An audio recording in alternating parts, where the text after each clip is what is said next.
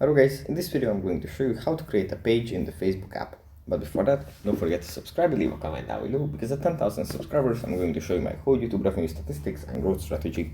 So without further ado, let's just jump right into it. First you have to open up the Facebook app. And here it opens up in the feed. From here we just go into the top right corner, tap on the three lines.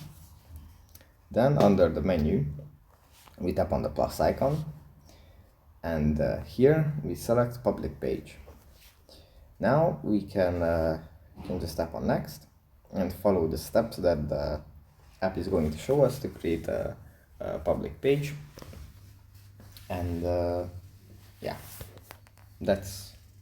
you just tap on get started, and the app is going to show you the things that you have to fill out to get the page.